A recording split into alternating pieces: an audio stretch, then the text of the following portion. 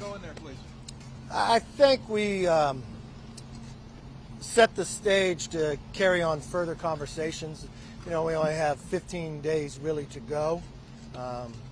We've got to find a way that we can curb our spending, raise our debt limit, and also grow our economy. And the president agreed to appoint a couple people from his administration to sit down and negotiate directly with my team, so I found that to be productive personally. But we've got a lot of work to do in a short amount of time. Now, I wish we had been able to be in this place 100 days ago.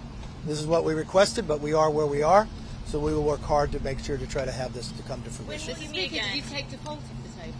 Well, the great thing about that question is we've already have taken default off the table because the House Republicans passed a bill that raised the debt ceiling, limited our future spending, saved taxpayers money by being able to pull back unspent money and waste, and actually grow our economy by making our economy stronger and lifting people out of poverty into work. And so those are the parameters we'll talk about. Let me give a moment to have Leader McConnell say a few words. Let me just say what I've said since February. The President and the Speaker are the keys to the deal. I'm prepared to try to deliver as much of my conference as I can for whatever the Speaker and the President can agree to that we know will get a signature. Mr. Speaker, when will you meet again? Oh, it's a no-brainer. I don't think anybody in America doesn't think if you had billions of dollars sitting out there that you appropriated 2 years ago, people could not spend, and it's hardworking taxpayers' money, and the pandemic is over, you can't bring it back. It's the only place in Washington that Democrats think you shouldn't do that, but I think at the end of the day, it will be in the bill. Mr. Speaker, when will you meet again? Yes, sir. A lot of Americans watching this are probably wondering, why on earth is this taking so long? Yeah, I am too. You know, the difficult part here is I came February 1st to sit down with the president so we wouldn't be at this day. So how could we responsibly lift the debt ceiling? Our spending is out of control. That $6 trillion extra dollars the Democrats spent brought us inflation. How can we grow our economy and make us less dependent on China and actually work together? Unfortunately, for all those thinking that, for 97 days, the president ignored us and said we couldn't meet. It wasn't until the Republicans would no longer ignore the problem and actually raise the debt ceiling, pass a bill, did we finally get a meeting. It's unfortunate we are where we are, but the good thing about it is Republicans always look to find a solution. Mr. Speaker, you said earlier this week that you were still very far apart. We are. You're still very far apart at this point. Yes. What progress was made in this meeting? And you wanted to see a deal by the end of the week. Yes. When do you think a deal could be possible?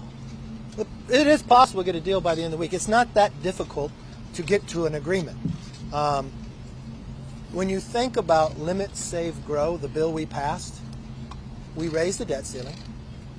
We cap future spendings. We grow our spending in Congress by 1% each year. That gives you trillions of dollars of savings. We bring back money that we have already appropriated from the taxpayer that wasn't spent in a pandemic. We put in work requirements that the president voted for as a senator that in Wisconsin just a couple months ago passed by 82%. It lifts people out of poverty, put them into jobs. What that does is helps our supply chain. So no longer do we borrow money from China to pay people not to work. And the only thing we're talking about are able-bodied people with no dependents. That's all you're talking about. It's already in place in certain areas. And so then we make ourselves more energy independent. We change the red tape that we can actually build things in America. So the roads we want to build, the energy projects we want to build to become energy independent. So it lowers the price to Americans, but at the same time creates more jobs and the economy gets stronger. Are you close to getting a deal? I would think this opportunity to ask you, why this Congress is not putting any pressure on the Lebanese political class to elect a president? I'm taking this opportunity to get this very. All right, come back to me when we're not talking about the debt ceiling. With this situation still unresolved, the president, as you know, is about to head overseas for the G7. Should he stay put and not go? Look, the president is the president of the United States. He can make his decisions of what's best and how to use it. The president has now, what has changed in this meeting is the president changed the scope of who's all negotiating. Instead of all the 4 leaders, it's really he's finally taking Leader McConnell's advice that he's applied to him. The same advice you gave to President Trump that it worked out, same advice to President Obama and others. Appoint somebody from the president's team who can work with the speaker's team to see if we could come to an agreement. That is what the decision was made in this meeting. So the structure of how we negotiate has improved. So it now gives you a better opportunity. Even though we only have a few days to get it done, had we done this back 97 days ago, we'd already have a bill passed. Yes, ma'am. Keeps slamming Republicans for cuts to veterans benefits. My understanding is the Appropriations Committee rolled out funding that is $18 billion above fiscal year 2023 levels. Can you confirm that, and then also talk about whether the White House is negotiating in good faith, and when's your next meeting going to be? Look, great question. As you really know, is for many times the White House and the President would say Republicans are going to cut the veterans. We would say that was a lie. Today, out of appropriations, it was proven it was a lie. We actually increased spending for our veterans. It's like any other household. You prioritize where you spend your money. The real question is, how much debt is too much? We're at $32 trillion almost, 120% of our GDP. That means it's larger than our economy by 20%. This is the equivalent of your child having a credit card and they hit the limit again and again and again. And every year when your child hits the limit, all you do is increase the limit. Well, it comes to a point now that you can't afford it. So do you just increase the limit again, or you actually take a serious thought of where you're spending your money? You're still going to fund the things that are most important to you, but you're going to eliminate the waste. Maybe you don't go to Starbucks every single day. Maybe you don't waste the money there. The president just now appointed individuals. We will set. I would like to meet today, actually, and just start meeting until we get this done. Yes. Well, that's all up for negotiation. Inside the Republican bill, we lifted it for $1.5 trillion. I mean, when you think about it, the spending has gotten so far out of control. We already borrowed $1 trillion this year. And think about what that means to the average American. We are borrowing money. We are borrowing your future for things that are being wasted upon today. For more than $1 trillion. That means China is funding this. We need to change that behavior and make America stronger, less dependent on China, and actually curb inflation. Yes, sir.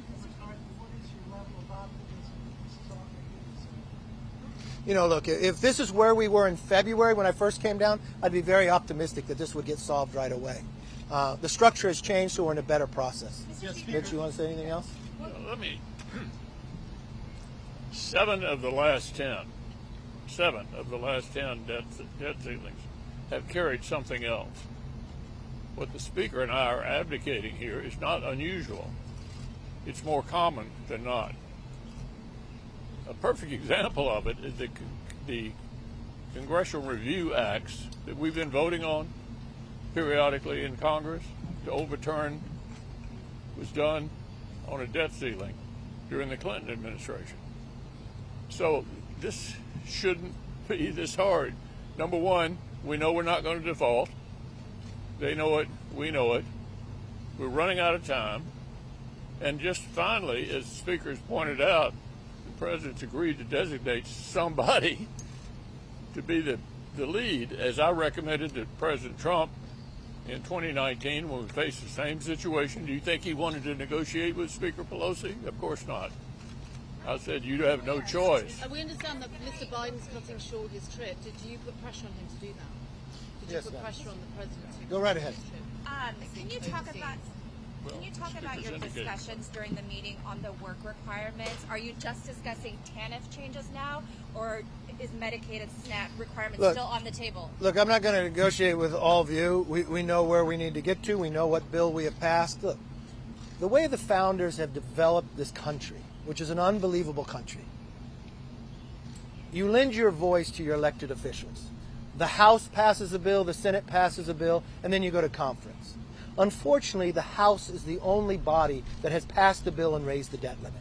We are now 15 days away from hitting this limit. Republicans didn't sit back and wait till Janet Yellen told us when the deadline was. We passed it long before she ever said June 1st was coming, because we didn't want to put America into jeopardy like this. And so we have worked to try to solve problems. Just as you looked at Title 42 being lifted on the border, We didn't ignore the problem like the White House. We actually put a border control bill out there so we can secure our borders. And what happened this weekend? A person on the terrorist watch list from Afghanistan was just coming across this border. Why?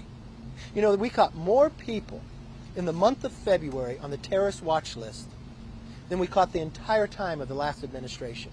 You can't keep ignoring problems. You got to find solutions. And that's what the Republicans in the House have done. Yes, ma'am. Thank you so much. What do you tell the world who is looking at you now and concerned about possible revolt and the implications in the global economy? Look, I think America's the #1 economy in the world, and when we get done with this negotiations, America's economy is going to be stronger because we're going to make the American economy stronger by putting more people back to work, lifting them out of poverty, lowering our energy costs, and more importantly, curving our spending that the runaway. So as the world looks around and look back at America said they were spending too much, they won't be able to say that when we're done. Thank you all very much. Have a good day. Our staff meeting today?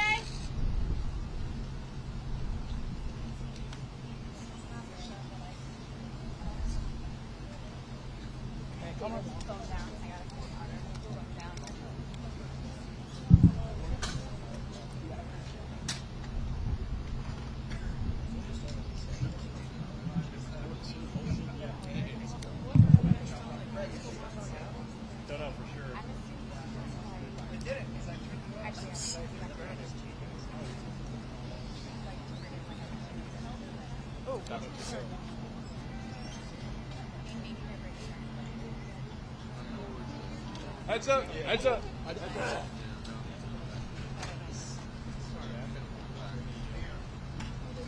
Here they come.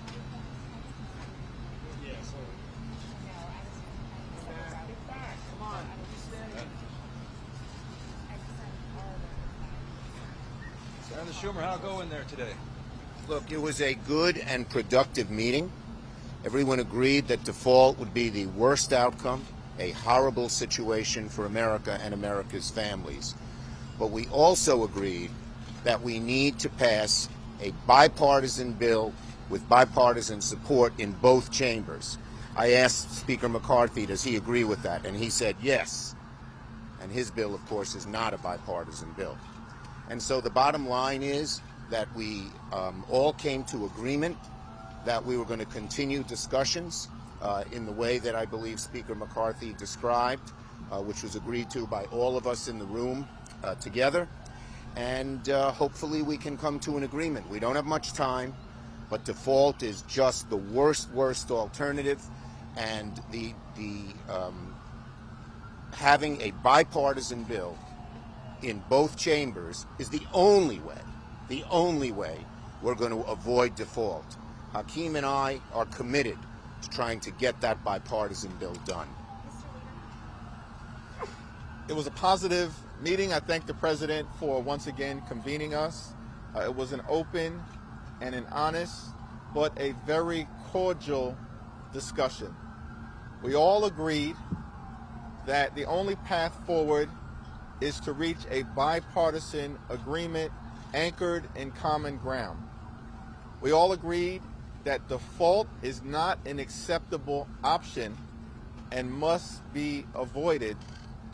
And we all agreed that over the next few weeks we have to proceed with the fierce urgency of now in order to make sure we can reach that bipartisan, common sense, common ground agreement so that we can protect the health, the safety, and the economic well-being of the American people. Few questions. Yes, yes.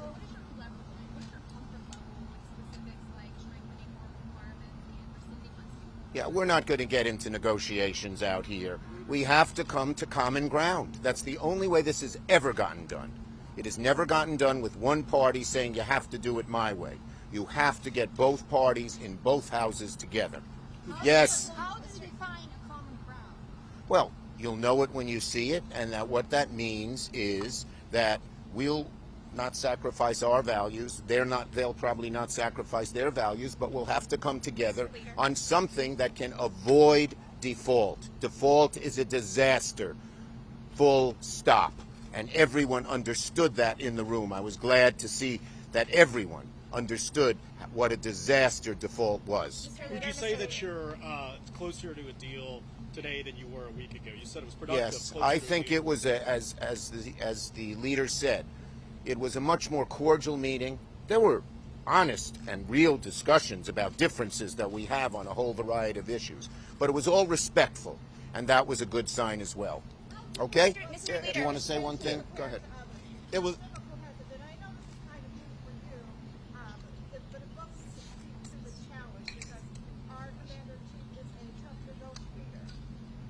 Well, President Biden has done an extraordinary job of bringing us together last week, setting in motion staff discussions that have been positive and productive over the last several days, and then bringing us back together to have another positive discussion with a clear path forward in terms of reaching an agreement, because default is not an option. Everyone agreed that that was the case. A default will be a disaster for the American people. It would trigger a job-killing recession. Default would crash the stock market and hurt the retirement security for millions of older Americans, and a default would dramatically increase costs on people all across the country. And it was a very positive development that everyone agrees we're going to work with the fierce urgency of now over the next week or two, reach an agreement, avoid a default, and continue our efforts to be there for everyday Americans. The thing that, you'll get the last question, but one thing I want to say. What gave me the most hope, and there were a bunch of things, is that everyone, including the Speaker, agreed we need to be bipartisan. The idea of having a partisan bill we knew would get us nowhere, and everyone freely admitted that in the room. Last question. Clarifying something that McCarthy said, he said the president appointed appointees or negotiators. What does that mean? Is it new staff? Are you getting no? Well, who are those people? I'll let the president talk about that. But the bottom line is the bipartisan negotiations that we've had are going to continue, but there'll be a few additional players added to those. Thank you, everybody.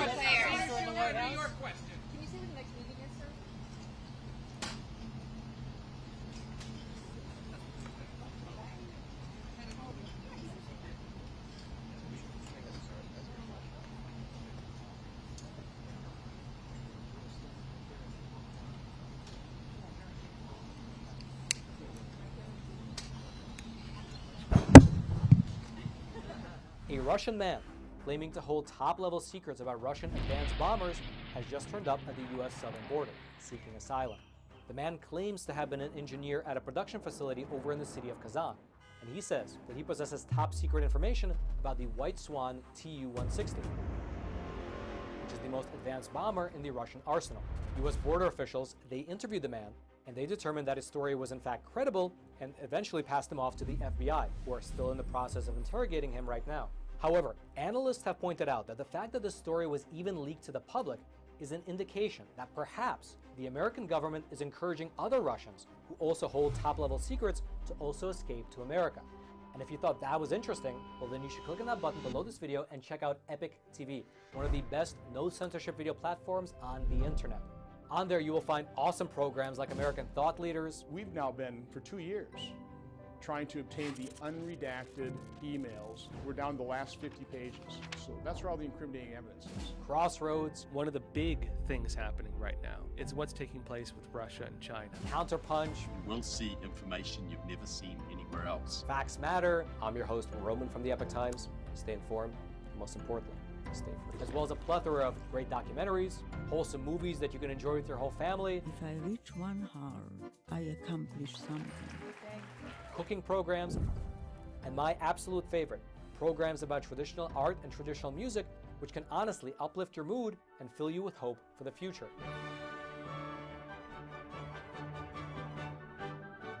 And the best thing about Epic TV, at least in my opinion, is that there's no corporate backing and there's no allegiance to some anti-American agenda. How dare you come to this peaceful community and try to scam these people? What the hell are you talking about? But rather, it's just good, honest, wholesome content that's based in truth and tradition. I saw him. It was incredible. Something that you can actually sit down with your whole family and enjoy, knowing that some ideology is not about to be pushed upon you. And who's fighting it? We're fighting it here at Epoch Times, and we need to keep bringing you the news. And so again, if you'd like to check out Epic TV, just click on that button below this video. You and your family will absolutely love it.